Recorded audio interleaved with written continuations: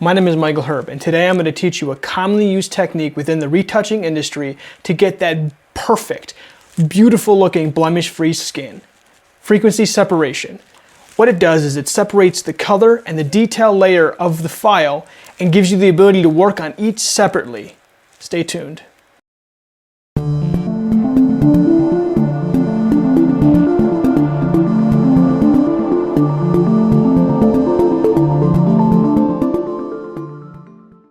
So the image that we're going to be doing is a rather crazy image of me, and I originally did this image as part of a comical portrait that it was just a little bit too soft for my liking, and I kind of ended up just disregarding it.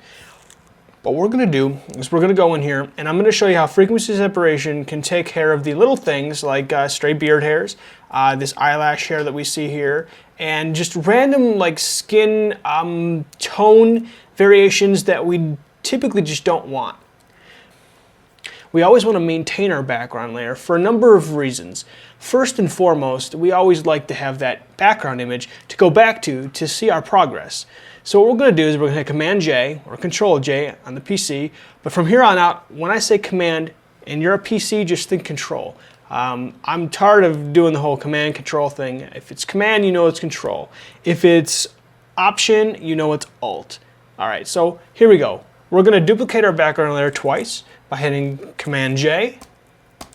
Now, a lot of tutorials will go in and show you the menu shortcuts. Me, it's just keyboard shortcuts, and that's all you're going to get. If you want to know the menu shortcuts, you can go and find somebody that's going to tell you that. But I'm not going to, because the keyboard shortcuts are the quickest and most efficient way to work. All right, now I've duplicated my layer twice, and the first thing I'm going to do is I'm going to, in the topmost layer, high, not high frequency.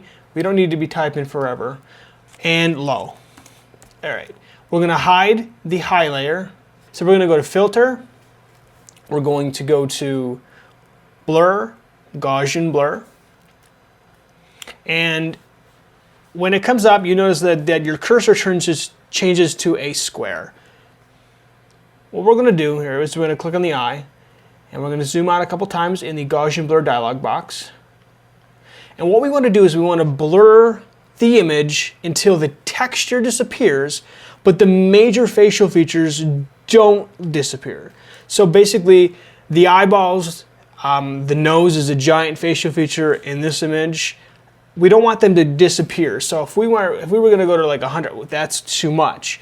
What we want to go to is we want to go to just enough where the details go away, but you don't lose the major details like the eyes and the nose. Okay. You can also use your up arrow keys and you can go up. If you hold down Shift, you can go up by tens. All right. So we're gonna hit stop here. Now I want to let everybody know that this is a 22 megapixel camera from the Canon Mark III. If you're using, let's say, the T2i or you're using the D700. 19 pixels isn't going to work for you. You're dealing with different megapixels. So don't sit there and write down these numbers because they're not going to work for everybody. If you're zoomed in close, if it's a close-up portrait, or if it's a zoomed out full body shot, these numbers are going to change, so don't take them to heart. You just have to experiment. All right, so we're going to go with 19 pixels. All right, so now what we're going to do is we're going to take our high layer, and we're going to go Image, Apply Image. Our layer is going to be set to low. Channel is RGB. Blending mode is going to be set to add. Our scale is going to be set to 2. Our offset is 0, and we're going to hit invert. What this is going to give us is essentially it's going to look very similar to a high pass filter. We're going to hit OK, and immediately what we see is only the high pass. Now we have to change the blending mode, but we're not going to do that right away. What we're going to do is we're going to create a check layer, and this is basically going to enhance the detail just for editing purposes. We're going to take the low end and we're going to drag it to the base of the spike. We're going to take the high end and we're going to drag it to the peak of the spike. And now what we notice is all of our details are supercharged. Immediately I'm going to group the curves and the highlighter together with Command G, and I'm going to rename that high. Here's where you have a number of options. You can use the stamp tool, you can use the patch tool, you can use the healing brush, whatever method you prefer, it's up to you. I'm not going to sit here and tell you one method is better over another unless it really is. And if it gets the job done without distorting the image, then really, who am I to say anything? All right, but I'm going to start with the stamp tool, and I'm going to start with a brush that I've made. It's a 6-pixel brush, and it's got, I start with a diameter of 6 pixels, but it depends on the size of the photo. But one thing that's not going to change is the hardness. I like to keep it 85% hardness, not 100, not 0. Nothing is 100% hardness in real life. You're always going to get a slight soft edge no matter what. So I never use 100% hardness. Now, 0 isn't going to work for the healing because we're dealing with textures. So what I'm going to do is I'm going to start with 85%. Just like any other time with the stamp tool, we're going to sample an area of good skin and overpaint the area of bad skin that we want. So holding Alt, I'm going to click on an area of good skin, and I am going to just overpaint. Now, I don't always select from the same area. I try to keep my selection within a small area, but if I need to resample, I have no problem doing so. And just like here, I don't want to keep going. I might run into the little eye socket depression, so we're going to go underneath. And don't be scared to resample often. So that got rid of that. Now I notice that I've got a little blemish here. I've got some red marks here. I guess some there. Now here's where things get tricky. Now if you're doing a beauty retouch for a fashion magazine, typically you go a little further. You get rid of blemishes, freckles, stray hairs. But let's say that you're doing a portrait for a CEO or like a prominent figure in society. The last thing you want to do is get rid of features that belong to them and make them either younger or smoother than they really are. There are a number of things that you can do, but be aware of who you're retouching, and be sure not to go too far. If you have to, ask the client. Say, is there any facial features or parts of yourself that you're not comfortable with that you would prefer me to remove? Ask them right there, right after the shoot. This gives you a little idea of what they're not comfortable with. Oh, I'm not comfortable with this mole. I always have it removed. Okay, well then remove that mole. But the last thing you want to do is remove a mole or a freckle or a birthmark and offend the person or possibly paint yourself in a bad light. So ask questions, and that's going to be the best way to figure out whether or not they want something removed. All right, so what I'm noticing here is, as you notice, there's a lot of areas on my skin that are kind of got like the veins popped, and that's because I make really crazy facial expressions all the time, whether it be in the mirror, whether it be to my girlfriend, or to take a photo. So over time, you break those blood vessels and they don't come back. So what we're going to do here is we're going to go in, and this is where if somebody has pores, if somebody has a blackhead, you can get rid of them in the high layer. So by sampling in areas very close to where you're going, see there's a natural highlight here. We don't want to sample from over here because it looks bad, so we want to sample from the high area.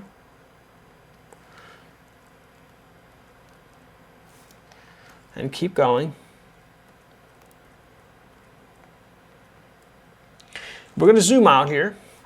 And here, actually, here's a trick. If you're zoomed in and you know you're going to immediately want to zoom back in after zooming out to find your place, hold down spacebar and the V key, and you'll be able to zoom out to full screen and find a new area. Okay, so we're going to tackle some of this facial hair.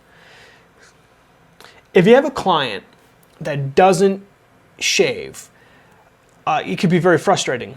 But We're talking about a 5 o'clock shadow. Now that's something that you can take care of in post if you have to. I mean, if you have the option of having him shave, have him shave. But if he didn't and you really have to take care of it, this is a great way of doing it. Just as we got rid of this blackhead blemishes, we're going to go in and I'm going to go back to my stamp tool because I'm comfortable with it. And we're going to sample and we're going to pull down. Now, why did I pull down? Because I see these natural lines in the face, and I don't want to go away from it because you're going to disrupt those natural lines. Unless you're going to totally get rid of them, stay within the natural flow of what's going on in your photo.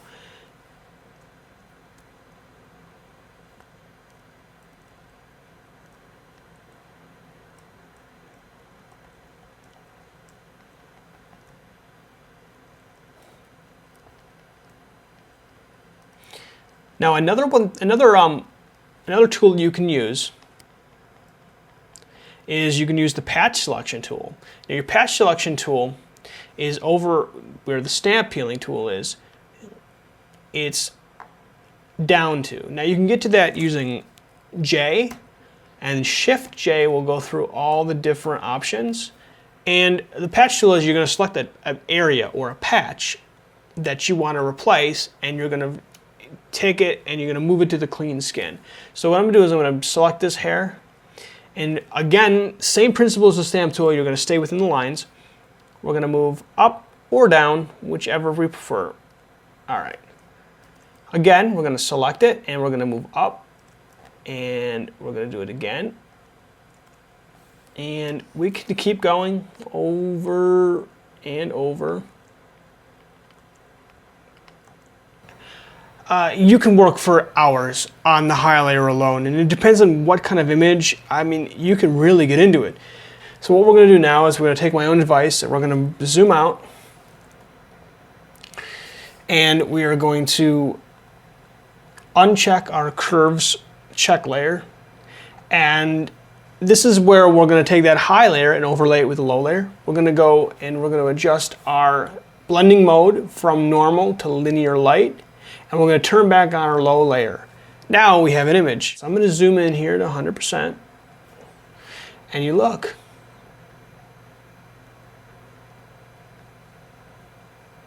We've done a lot of touch up on the high layer. Now we're going to go and we're going to look at the low layer.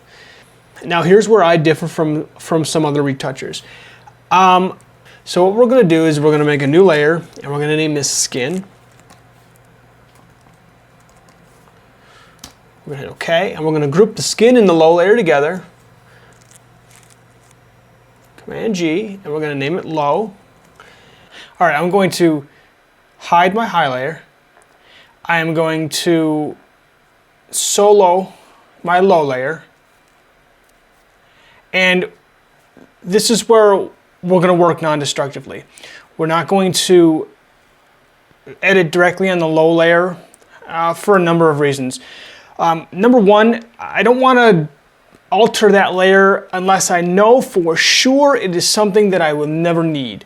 Let's say that I go a little bit too far on the bags and the client comes back and goes, wow dude, you made me look like Bruce Jenner, I can't have that. I mean, I need to show a little bit of my age. Well, you're working on the separate layer, the skin layer, you're going to be able to go back and reduce the opacity of that layer or erase a little bit of your touch-ups and bring back some of those bags.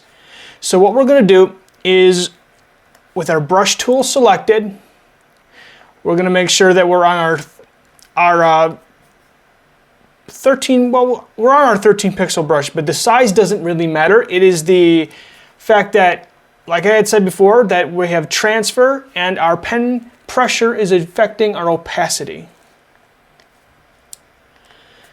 So I'm going to make the brush bigger, and I'm going to sample not in an area of extreme red and not in the eye socket depression. Right here there's this line of just peachy looking color. We're going to select somewhere in there, and with our flow set to 5% by hitting Shift 05, we're going to start painting very gently over the entire area, trying to just blend all these tones together. You don't want to go too far right now. You just want to make sure that they're all decent, okay?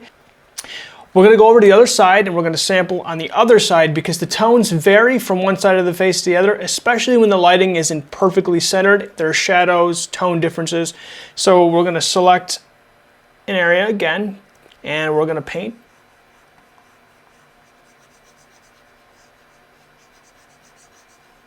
And we're going to come up here and there's a major differences between the forehead, the bridge of the nose. So we're going to select an area and we're going to go ahead and paint again.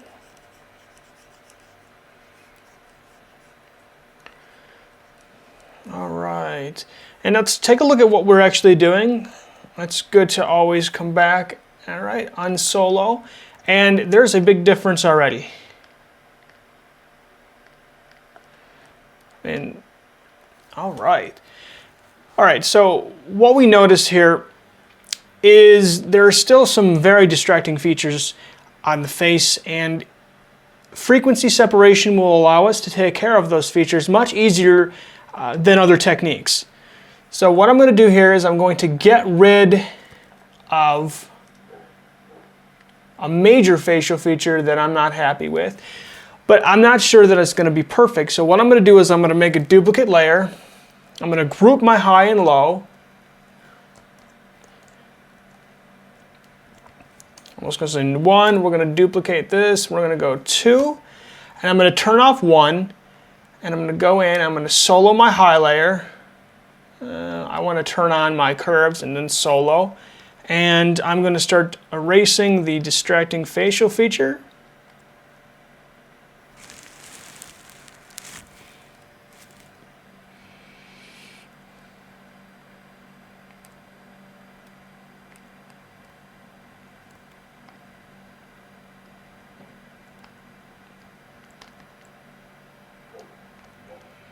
What I'm basically doing is I'm just bringing the nose bridge down just to give some sort of indication that there is a slight bump.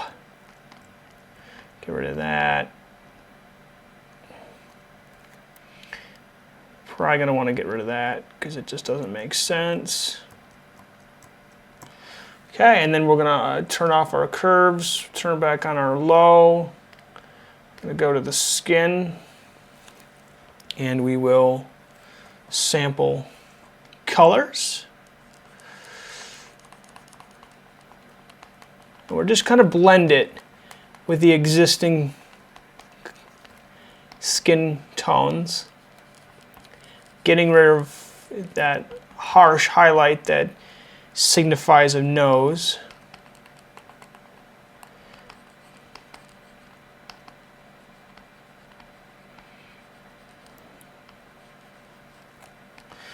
I'm going to want to try to get rid of that here. Yeah, it's looking pretty good. Take some of that high, bring that down. Maybe grab some of the white over here just to signify that it's a bump. And then some of the dark, bring that down. I mean, for a couple of minutes, that's not that bad. And of course, you could work on, you know, making this a little bit cleaner.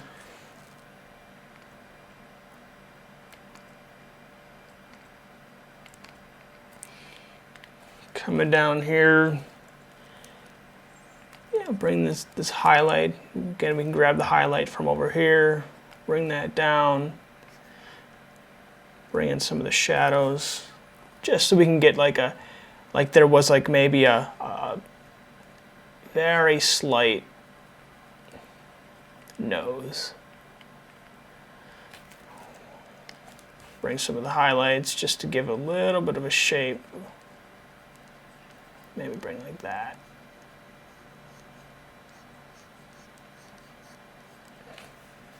Zoom out. Like a bird beak. All right, I'm done wasting time. As you can see, frequency separation is an incredibly powerful technique. You can remove entire features of the face. I'm going to go one step further, and I'm going to show you that frequency separation can be used for more than just faces. It can be used to get rid of distracting elements in any type of photo, landscapes, close-ups, like macro. It could be product photography. So let's move over to a landscape. And really quickly, I'm going to show you how to use the same techniques to get rid of these, the cracks and some of the stains. All right, we'll go to our high layer. We're going to turn our curves layer on, solo our high layer, select our high layer. With the stamp tool, we're going to take areas of clean and we're going to just drag down over the cracks up. Get rid of this stuff over here. Making sure to stay with the pattern, with the grain of the wall. We don't want to go horizontally, we want to keep going vertically. Okay, we're going to turn our curves layer off. We're going to go to our low layer. And instead of using another layer, what we're going to do is we're going to actually just use the patch tool, hitting J. And we're going to select the area that we don't like. And we're going to move over. We're going to take this out. Now, if you noticed that this last one, it didn't make a big difference. Well, that's because we may have forgotten it on the high layer. But if you don't deselect, you can just go to the high layer and drag up. All right, we're going to get rid of the stuff up here. And now if you notice, there's a 30-second quick fix. We could take it one step further and we can even get rid of something as large as this sign because it was spray painted black.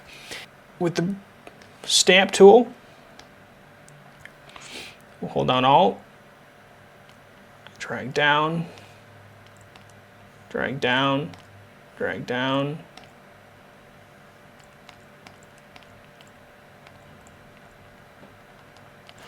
Go right to the high layer, drag down. And don't worry about these little bumps because we're going to get rid of them.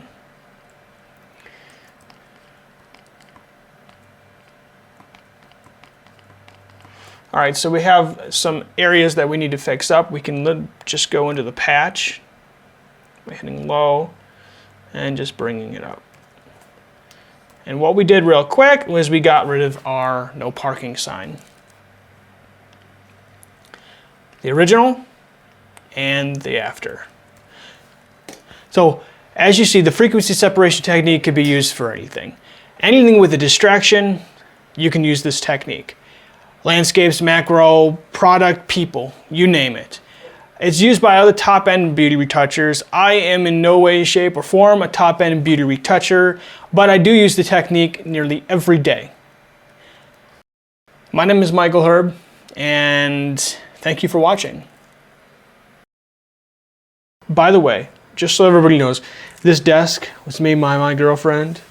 This lamp was made by my girlfriend. This coaster was made by my girlfriend. Yeah, she makes amazing woodworking. If anybody wants anything that they see on this desk, go to www.joychaneldesigns.com. She can do anything you want. Cutting boards, just